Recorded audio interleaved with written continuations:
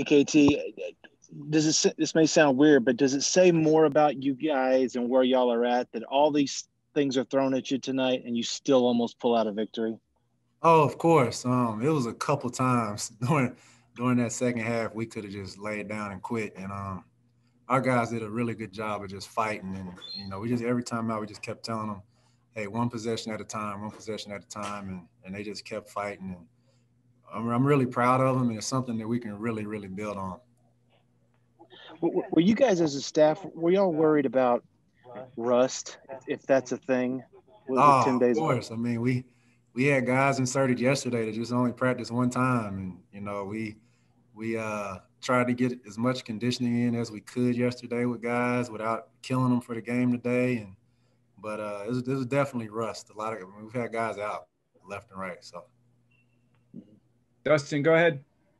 KT, just what have these last few days been like for you, knowing that Shaka was going to be away from the program and you were going to be the guy running the show, and also too, I don't imagine. I mean, what was your message after the game? This is probably a pretty tough one in terms of a first head coach message after a game like this. But what did you tell these guys, knowing that they could have played better, but also too, there's just so many personnel issues and unique circumstances as well. yeah, I really try to just manage Coach Smart's things that he's instilled in us.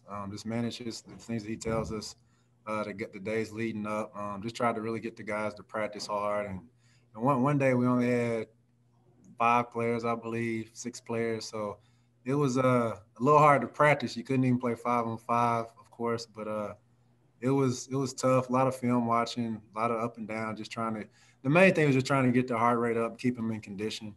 After the game, I just told them I was proud of them. They fought because like I said, they could have quit, and they fought. And we have a lot of things we need to work on. We're gonna break the film down tonight and tomorrow, and there's a lot of value in it. But I just told them I was really proud of them, and in that second half, we didn't fight in the first half like we should have, but that second half, I told them I was proud of them, and we got to build on it and do better. The second half, was it as simple as that? Just a more competitive energy, Yes. Oklahoma's a great program, great team this year. They were just tougher than us the first half, but the second half, our guys really fought and showed some grit and toughness. Joe, go ahead. KT, do you anticipate having to do this again on Saturday at Kentucky? Right now, we're just taking it one day at a time. It's a lot of protocol that goes with that, but one day at a time right now. And then in the first half, they go on the 11-0 run, and you choose not to call a timeout. Why'd you let them try and play through that rather than putting the brakes on it? I just wanted to play through it. I want to say we did pretty good with that coming back, but I just wanted to play through it and save that timeout for the end. I knew Oklahoma was going to make runs. I knew that going into the game. They're a really good team. They shoot the ball well. Some guys didn't shoot it as good as I thought they would tonight, but I just decided not to call a timeout on that. Stephen, go ahead. Yeah, Coach. Obviously, as far as the foul situation goes, probably not what you were looking for or what you were hoping for. Did you feel like a lot of this, you could kind of, chalk it up to rust and not playing for 10 days and having kind of limited conditioning, or did you think that these were, just as big mental errors as they were physical ones? I think a little bit of both. Of course, these guys are gassed. Yesterday, Matt Coleman in practice, the way he was gassed, I was like, I don't know how much he'll be able to play today, but he did a great job. But then the other part was sometimes we just weren't moving our feet, and that's Oklahoma's MO. They get to the foul line a lot, and that was our game plan. Our game plan going into the game is we got to play great defense without fouling because they're such a good foul shooting team. Cedric, go ahead. Yeah, KT. When you get 12 foul calls in the first 4 minutes of the second half, how difficult is that for you as a coach to try to get what you need to get done, particularly when you are shorthanded? Yeah, first time doing it, it was difficult, but I just really wanted to stay positive. I just stay positive with the guys. They couldn't see me cracking and getting mad about the officials, and I would tell them, hey, don't worry about the officials. We got to continue to play our game. What were your conversations with Shaka leading into the game and in preparation for this game? We communicated a lot through text, phone calls, Zooms, FaceTime. Watching film. He watched the same stuff that I watched, and we would talk a lot about it and talk about how we wanted to guard it and things like that. What does it say about the toughness of this team that you guys were down double digits and still came back and almost stole one with your best player, your best guard on the bench with foul trouble and being shorthanded with not a lot of guys?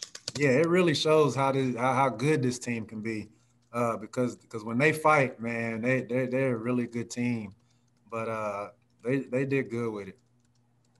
Got 4 last questions. Nathan, go ahead. Hey, KT. Kai said after his slow start that you talked to him a little bit at halftime, and obviously he had a much better second half. What did you say to him, and sort of like what was your message to the whole team at halftime? Hey, just play hard. Don't worry about nothing else but playing hard, and good things are gonna happen. And play together. That's the basic thing. It's just as simple as that. Just play as hard as you possibly can. And I promised him. I said, I promise you good things will happen if you just play as hard as you can. And he had an unbelievable second half. His energy was different. He was guarding. He's more aggressive in the paint offensively.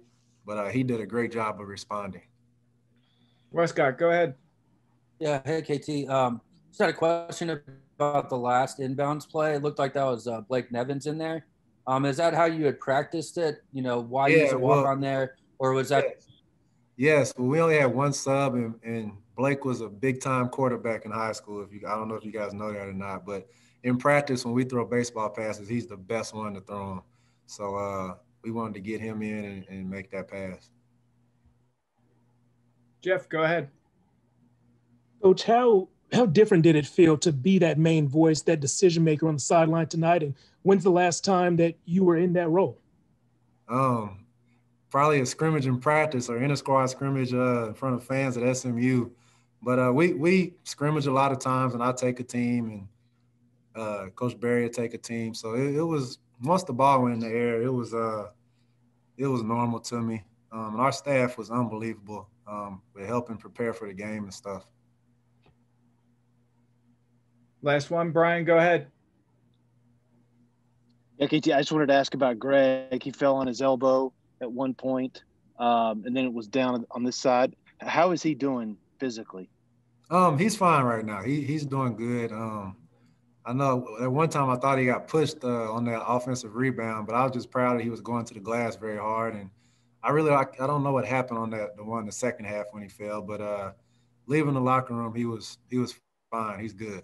He's a tough kid.